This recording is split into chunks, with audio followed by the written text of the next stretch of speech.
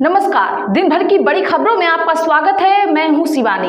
आज की खबरों में बात होगी, ने बनाया नया सुप्रीम लीडर, यूएस इजराइल की बौखलाहट में खुफिया रिपोर्ट से हाहाकार की, और क्या ममता ने किया राष्ट्रपति मुर्मू का अपमान, भड़की मायावती, अमित शाह ने लिया एक्शन की। वहीं गैस सिलेंडर लेकर सड़क पर उतरी कांग्रेस, कहां गायब है स्मृति ईरानी की। साथ ही अफीम की खेती करा रही मोहन सरकार, नाम आने से खलबली की।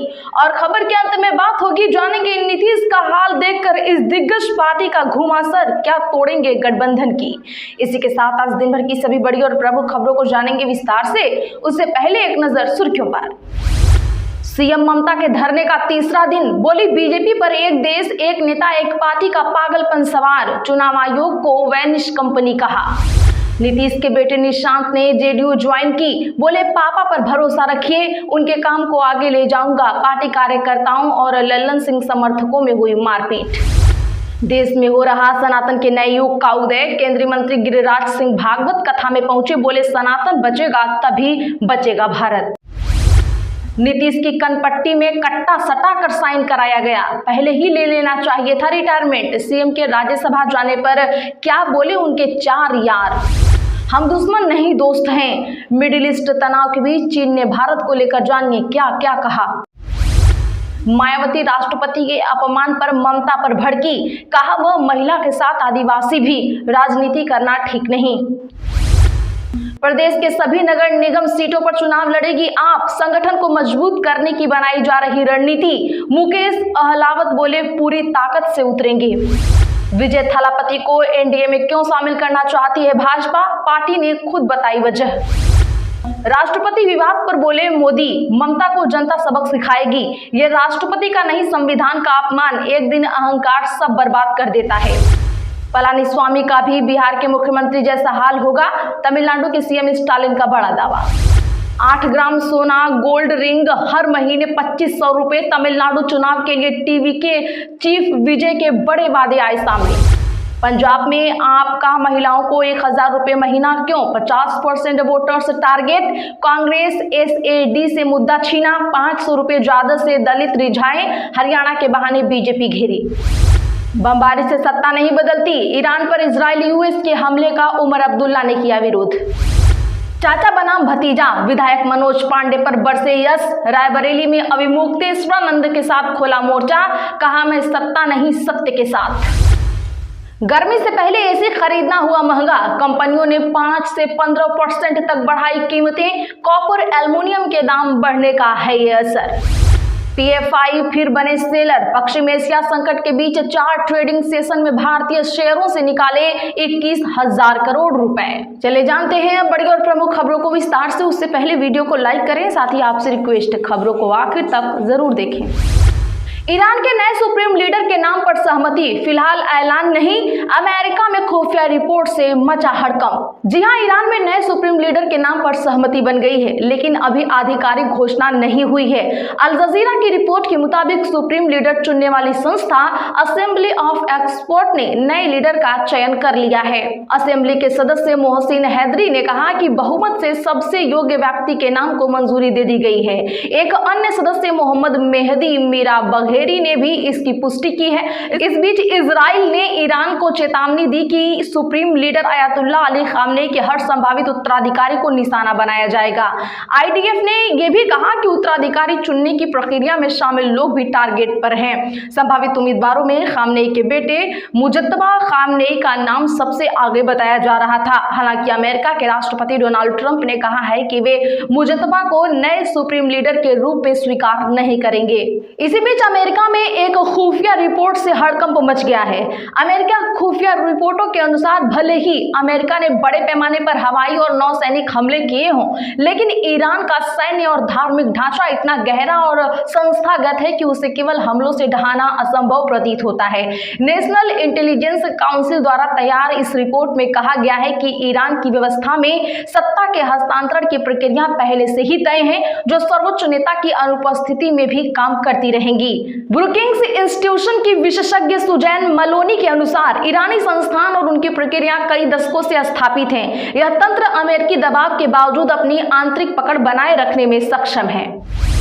कमल हासन ने ट्रंप से कहा, अपने काम से काम रखो। ओपन लेटर में लिखा, भारत आजाद देश।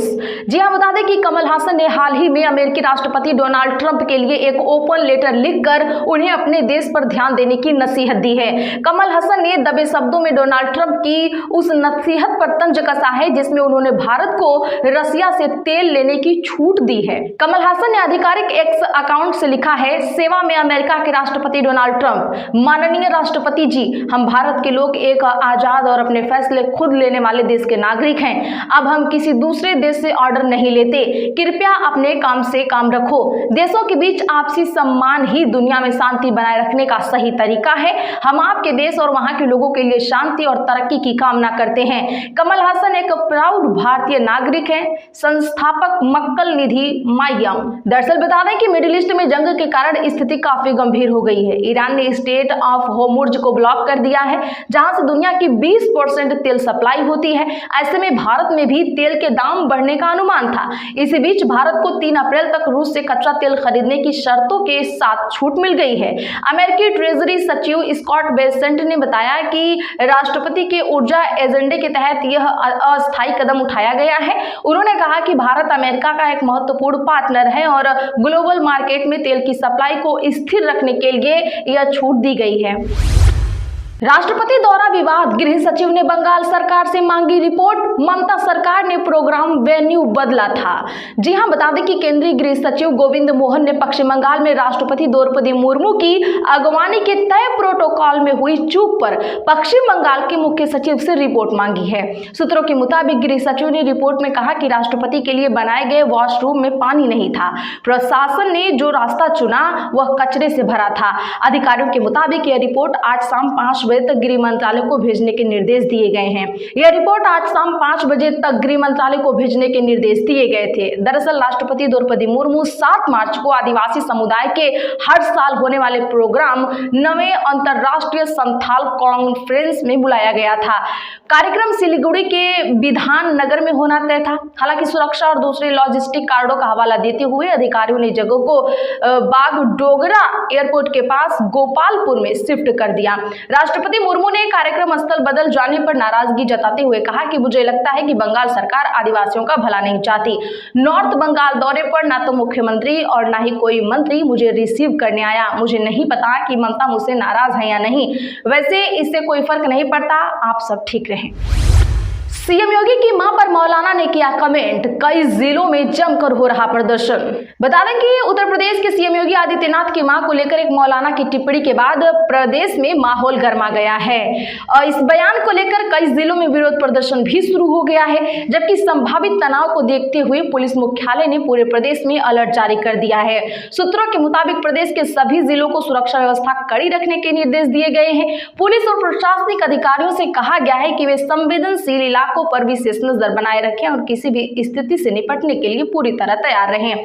आपको बता दें कि राजधानी लखनऊ में भी विशेष विरोध प्रदर्शन चालू हो चुका है। मौलाना अब्दुल सलाम ने आपत्तिजनक टिप्पणी कर दी थी। इसी को लेकर लोगों ने नाराजगी जताई और पुलिस ने कार्रवाई की मांग की है। कांग्रेस बोली, अफीम की खेती के लिए सरकार दे रही संरक्षण। शाखा यादव बोले, गृह मंत्री को नैतिक जिम्मेदारी लेते हुए इस्तीफा दे देना चाहिए। जी हां, बता दें कि छत्तीसगढ़ के रायगढ़ में कांग्रेस नेताओं ने अफीम की खेती के मामले को लेकर प्रदेश सरकार पर संरक्षण देने का आरोप लगाया है। इस मामले में कांग्रेस नेताओं ने पत्रकार वार्ता कर कहा कि प्रदेश में भाजपा सरकार बनने के बाद से नशे का कारोबार तेजी से बढ़ रहा है। जिला कांग्रेस कमेटी शहर अध्यक्ष शाखा यादव ने कहा कि दुर्ग जिले के मोदा गांव में लगभग 10 एकड़ जमीन पर अफीम की खेती की जा रही थी। गांव के सरपंच ने इसकी जानकारी पुलिस को दे दी थी। मामले का खुलासा होने के बाद पूर्व मुख्यमंत्री भूपेश बघेल मौके पर पहुंचे। वहां पहुंचकर उन्होंने भी बड़े पैमाने पर अफीम की खेती होते देखा है। इतने बड़े स्तर पर अफीम की खेती बिना सरकारी संरक्षण के संभव नहीं है। जिस व्यक्ति की जमीन पर वह खेती हो रही थी वह पहले भारतीय जनता पार्टी किसान मोर्चा का जिला अध्यक्ष रह चुका है। पलानीस्वामी का भी बिहार के मुख्यमंत्री जैसा हाल होगा, तमिलनाडु के सीएम स्टालिन का बड़ा बयान। जी हां, तमिलनाडु के मुख्यमंत्री एमके स्टालिन ने आज दावा किया है कि भारतीय जनता पार्टी अन्नाद्रमुक के प्रमुख ईके पलानीस्वामी का भी वही हश्र करेगी भाजपा जनता पार्टी जो बिहार के मुख्यमंत्री नीतीश कुमार का हुआ है। मुख्यमंत्री स्टालिन ने यह बयान एक ऐसे कार्यक्रम में दिया जिसका आयोजन पूर्व मुख्यमंत्री ओ पन्नीरसेल्वम के समर्थकों को द्रमुक में शामिल कराने के लिए किया गया था। अन्नाद्रमुक ने निष्कासित नेता पन्नीरसेल्वम हाल ही में सत्तारूढ़ पार्टी डीएमके में शामिल हुए थे। स्टालिन ने कहा कि ओ पन्नीरसेल्वम निष्ठा के पर्याय हैं, जबकि अन्नाद्रमुक प्रमुख पलानीस्वामी विश्वासघात के प्रतीक हैं। मुख्यमंत्री ने आरोप लगाया कि पलानीस्वामी स्वयं को बचाने के लिए कुछ भी कर सकते हैं। उन्होंने कहा कि एमजी रामचंद्रन और जे जयललिता द्वारा बनाई गई पार्टी अन्नाद्रमुक को भाजपा के हाथों गिरवी रखकर पलानीस्वामी ने विश्वासघात किया है।